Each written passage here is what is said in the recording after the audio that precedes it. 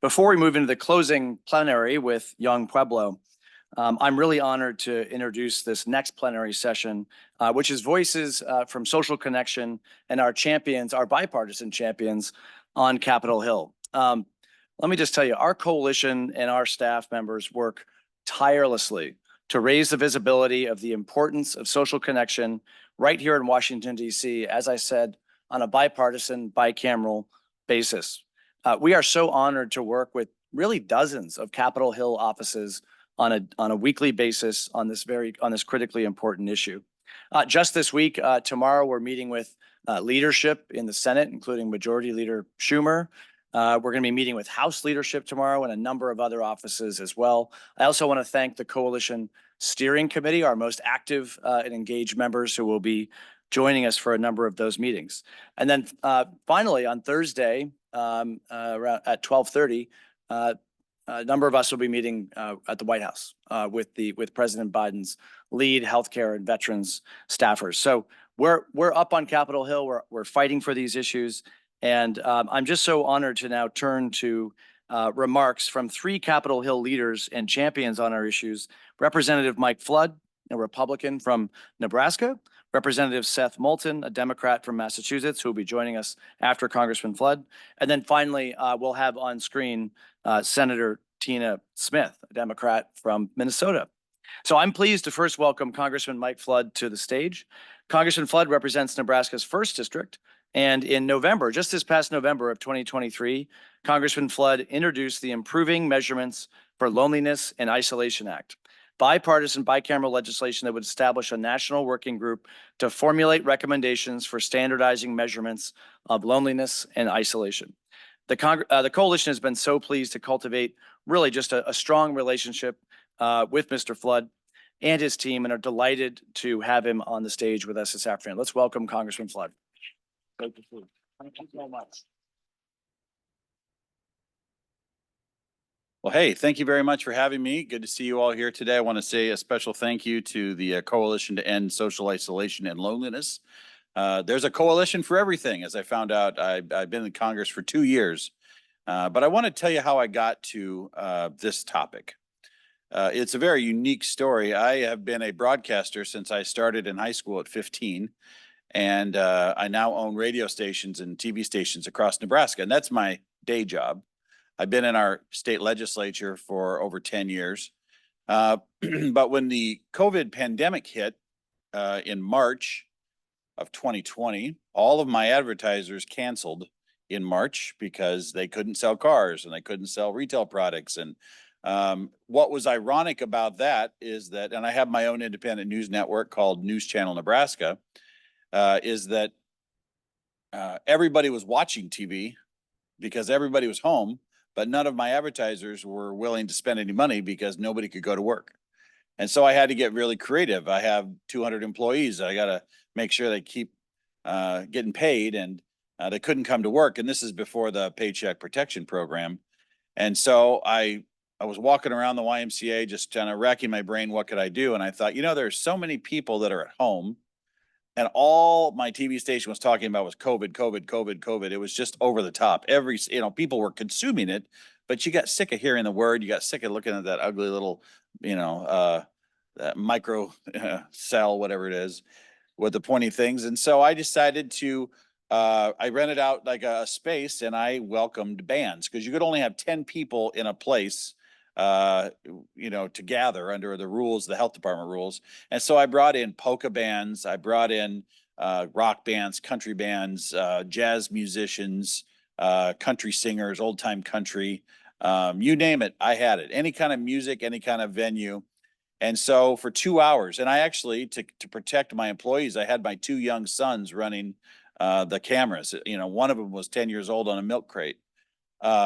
But this TV station I have goes across the entire state. And over the course of the next 2 years, I got over 4,000 handwritten letters, mostly from widows in their 70s, in their 80s, that were absolutely heartbroken and lonely.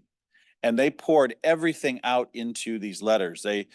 Some of the bands that I had, the Leo Lonnie Orchestra, a prior version of that same orchestra, maybe played at their wedding in 1960, and they were reminded of the good times. And I got letters from people that said tears are streaming down my face watching this band because it reminds me of when I was young and I was part of the community and I was dancing at these ballrooms and my husband was there and we were about to have kids, and it brought back all these memories. And then in the letter, they would talk about how desperately lonely they are, that they have diabetes, that they are battling depression, and they would pour their heart out in a handwritten letter that was mailed to me. And it really struck me that there are a lot of really socially isolated, lonely people that are living in rural areas, sometimes miles away from the house. And I decided when I got to Congress that we need to understand what's happening. We need to understand why somebody 37 miles from a rural hospital would call the rescue unit 12 times a year simply because he wanted to see somebody. Go into the emergency room and talk to 5 or 6 different providers. There's nothing wrong with him medically. He's just lonely. And then I started talking to folks for the rural postal service, the rural mail carriers and the urban mail carriers. And they'll tell me that when they walk up to Alice's house, if they don't see her in the window, because this is the only person each day that Alice sees another human. They walk up and they peek in her window to find out if she's okay. And on a number of occasions, they can see her legs or the residents' legs sticking out of the kitchen. They've fallen and they don't have anybody there to help them. And that's when the postal carrier calls 911. There are a lot of people that are suffering in silence. And to be honest, from a taxpayer standpoint, when they present themselves in the emergency room, it's far worse than had we found a way to provide some kind of human touch, some preventative care.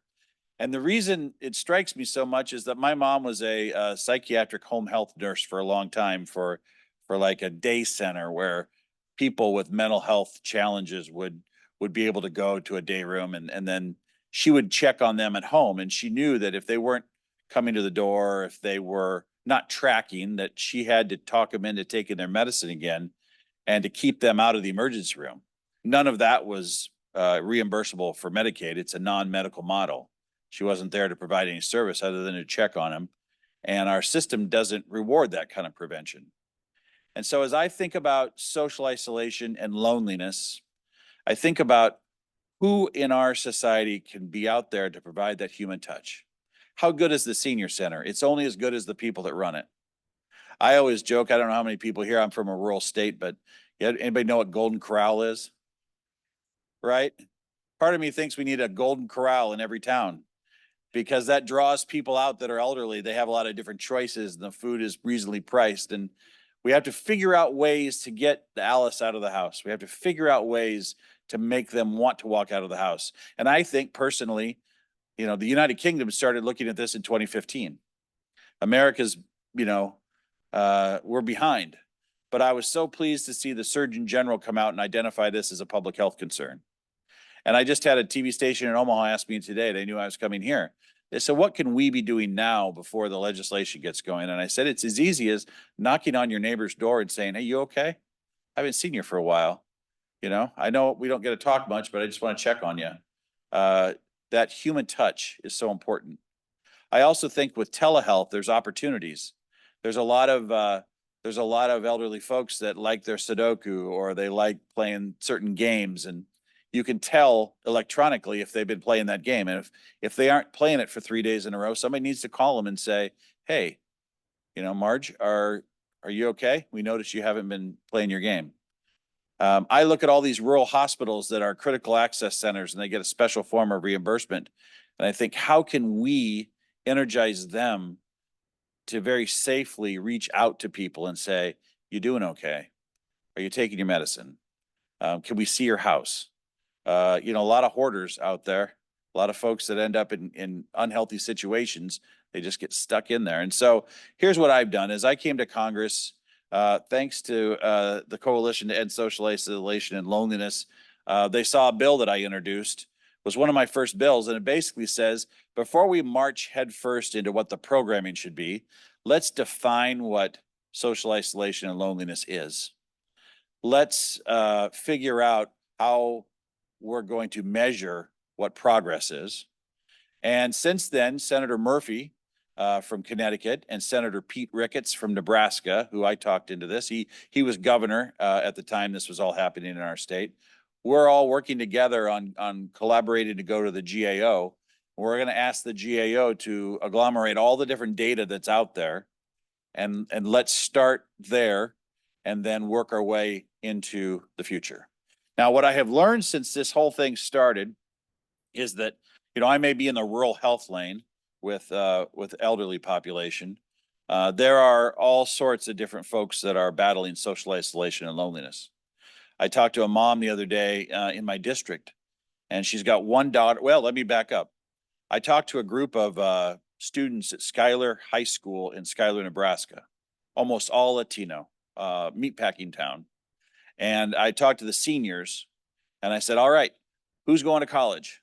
All the girls raised their hand, high and proud. None of the boys. And I said, hey guys, what are you thinking?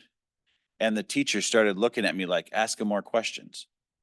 And they weren't thinking college was in their future. And I got to talking afterwards with the teacher, and I said, what's going on? Why are the girls so excited about going to college and none of the boys? And she says, a lot of these boys get sucked into gaming at night. Some of them are using marijuana. They don't leave their basement. All their social interaction is electronic. And I've got a senior in high school this coming year, and I started to look at ratios of who's going to college. University of Georgia, 35% male, 65% female. Something's going on with boys. I can't prove it from a science perspective, but talking to my constituents, I'm talking to moms that are like, my girls are out there and they're doing great in school. My son just sits inside and he's playing those games and he's gambling. He's electronic gambling. And they're sitting in the house and they're 24 years old. And talking to Senator Murphy, he comes at this from maybe an adolescent to young adult standpoint. That's just as important. That social isolation is just as important. And so I don't profess to have any of the answers. I am a policymaker that recognizes that what's happening now is not healthy. I think this existed long before the COVID epidemic. It just exposed itself to me during the COVID epidemic. And it's something that we as Americans need to do something about. It's as simple as caring about your neighbor. It's as complicated as providing that health care prevention that gets somebody tracking again on their meds. And maybe it's the U.S. Postal Service.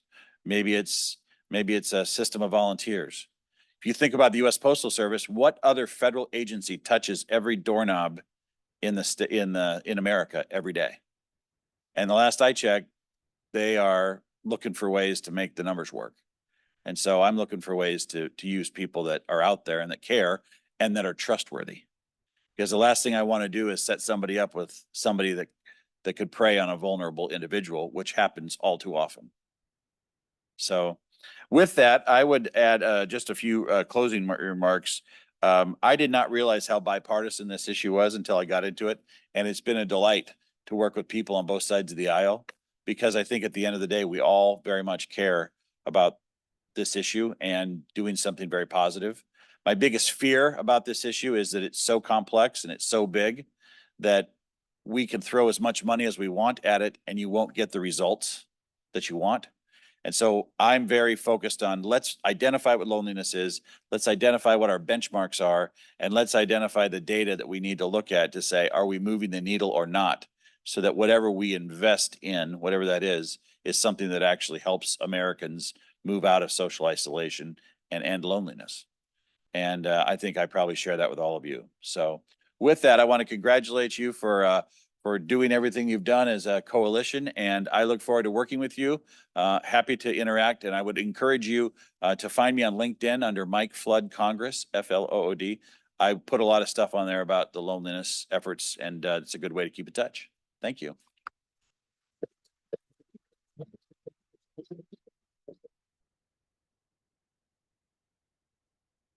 So, as you can see, whether it's House members, members of the Senate, Republican, Democrat, Independent, I feel like as we've watched our issue in this movement evolve, what we're seeing is the members of the Congress represent the important work that you all are doing across the country, whether it's rural or urban or suburban, black, white, blue, you name it.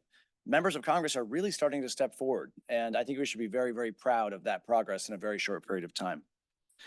We're next going to Congressman Moulton is on his way. He's in a little bit of traffic coming from National Airport, but should be here in just a couple of minutes. So we're going to flip our agenda here a little bit and move to our remarks from U.S. Senator Tina Smith. Senator Smith, the junior senator from Minnesota, has been an outspoken champion for our issues on Capitol Hill. We've had the privilege of working with her office for the past many years, both advising and endorsing legislation that she's worked on to address loneliness and foster connection in this country. In addition to being a co-sponsor of, as Congressman Flood was talking about, Senator Chris Murphy's National Strategy for Social Connection Act, Senator Smith has just introduced the bipartisan Social Engagement and Network Initiatives for Older Relief Act, a long one, but it's called the Senior Act, alongside Senators Marco Rubio and Rick Scott from Florida. Again, two fairly conservative members of the Senate. So together, we're so appreciative of Senator Smith for championing these critical pieces of legislation, and I'm very happy to turn to a video message from Senator Smith.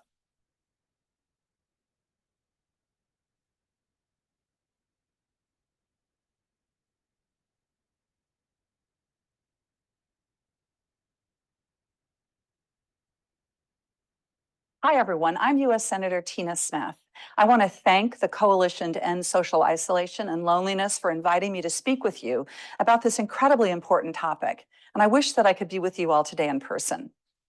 So I approach this work from the belief that every person deserves to live a happy and fulfilled life. Human beings are wired for connection. We crave community.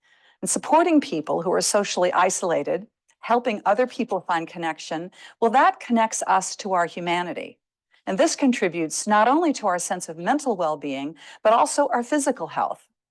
As a member of the Senate Health Committee, I've sought out ways to address loneliness across the age continuum. When I first started working on this in the Senate, I was told you can't legislate away loneliness. And I thought, well, that's kind of ridiculous because there is so much that we can do to address the underlying causes of social isolation and loneliness. And there are so many ways that the federal government can support communities, from Meals on Wheels to supporting caregivers and community groups that help facilitate connection and address loneliness. I've been able to work on legislation that does just that. My bill, the Older Americans Social Isolation and Loneliness Prevention Act, that bill was enacted with your help in 2020. We also worked together to enact my bill called Strengthening Social Connections Act. And as part of the American Rescue Plan in 2021, we got that done. But our work, it isn't done yet. I will continue working on addressing social isolation and loneliness in people of all ages and from all backgrounds. This year, the Older Americans Act needs to be reauthorized. And a key part of this legislation involves how to address social isolation and loneliness among older Americans. You know, I often say that the best ideas come from those closest to the issue. And so I've spent the past few months hearing from providers and recipients across Minnesota about how this legislation is providing critical support for aging Minnesotans and how critical connection and community is for their well-being and resilience. Together, your advocacy will help us pass a version of the Older Americans Act that will ensure all Americans have the resources to age with dignity and in community with others. So it takes all of us to tackle the issue of loneliness and isolation. And I congratulate you all on your ongoing efforts to make sure that everyone can live a life full of connection and community. Thank you for letting me speak to you today, and have a great rest of your time in Washington.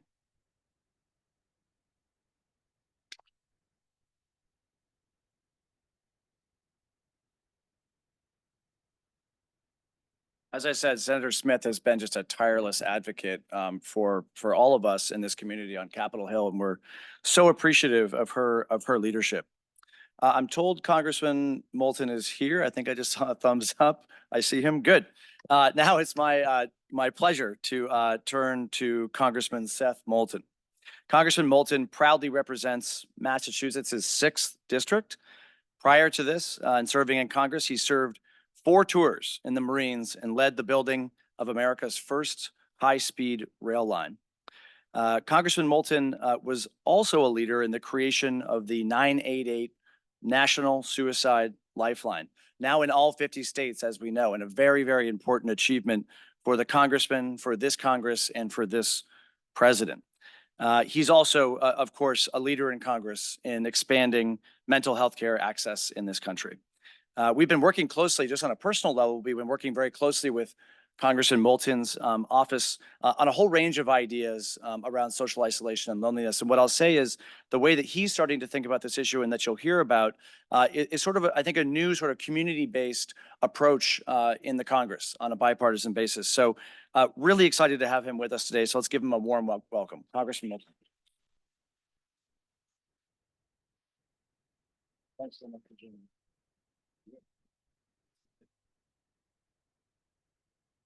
All right, good afternoon.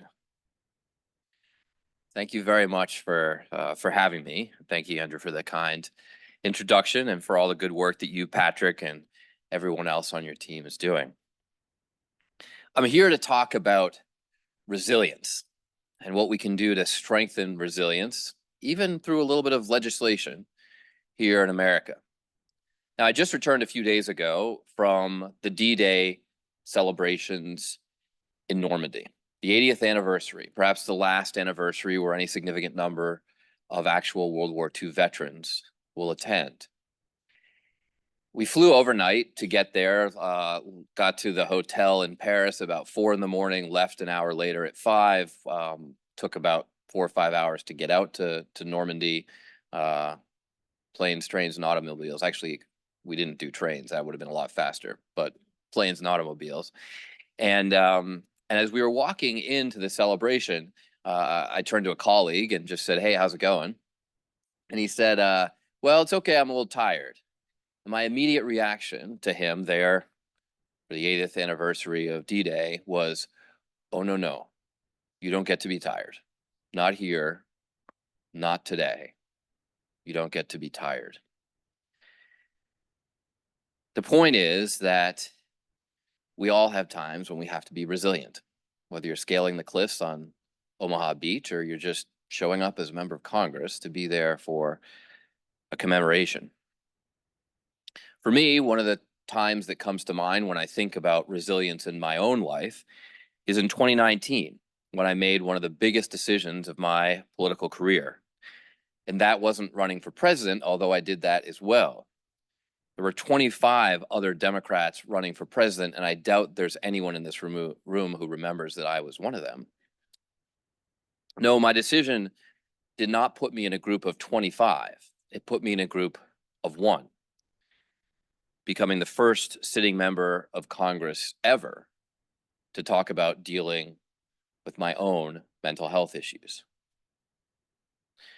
This was my biggest political secret, my one skeleton in the closet, as they say, that I never even told my own team.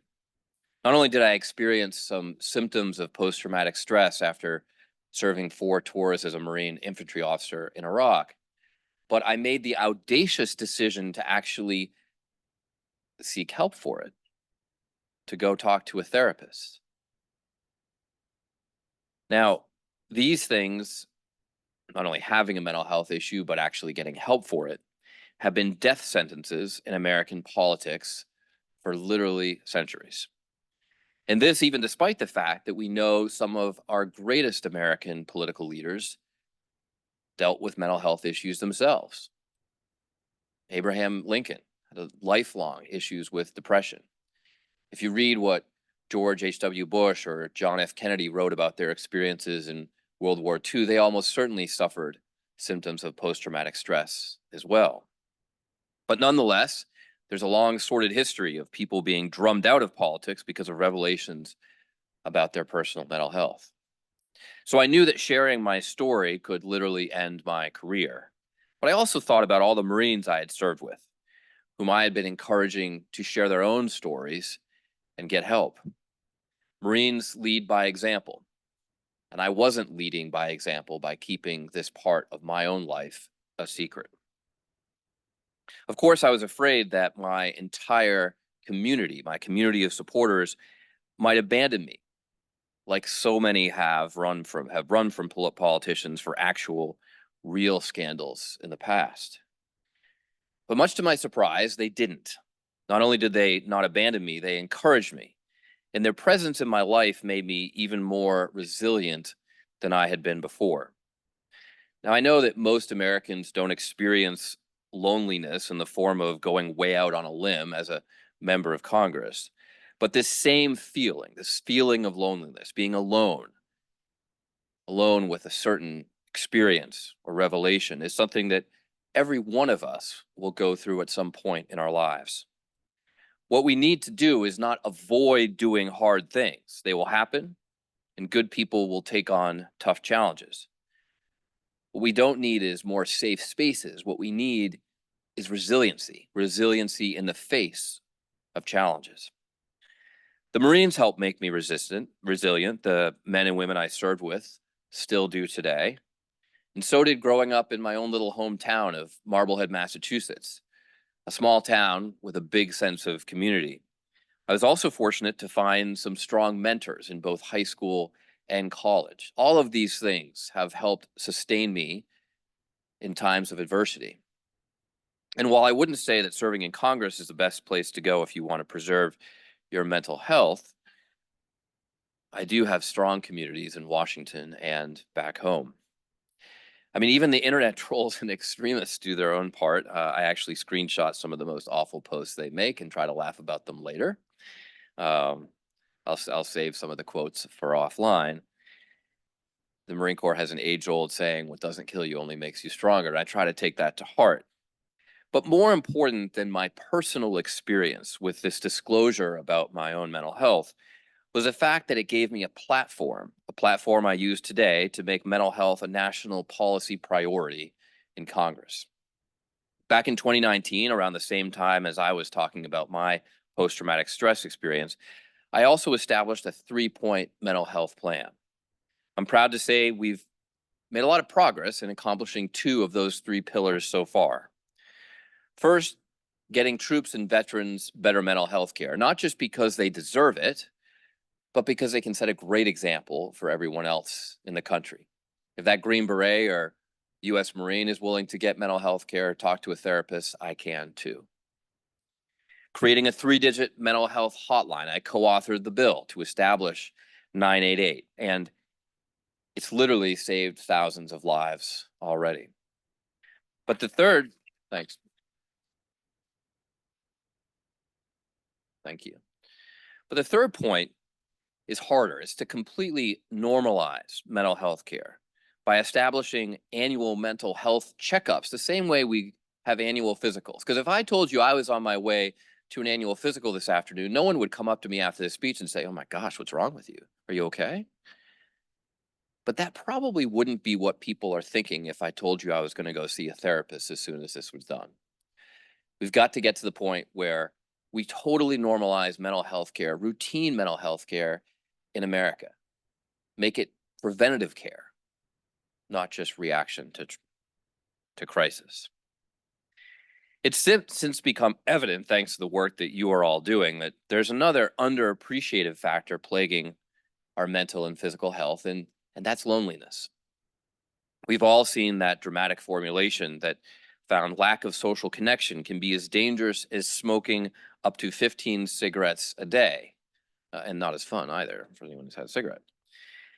And loneliness costs employers about $154 billion annually. People are politically divided because they're more isolated than ever, stuck in information bubbles and in front of screens. Too many Americans wake up every day unhappy. Now, I'm not saying that we can just legislate away all loneliness, but we can provide the tools for every American to build happy, connected, and resilient lives, to confront what we know to be the main causes of loneliness and isolation in America today. So how do we do that? I'm working on a new bill, something I'm calling the Resilient Act, which will begin to build the foundations for a whole of society effort to combat the epidemic of social isolation. We're still building out the legislation, but I'm glad to share a preview of it today. And we'd really like to hear your suggestions from the experts in this room about how we can improve it and make it better. What we want to do is create a new playbook rooted in a few different pillars.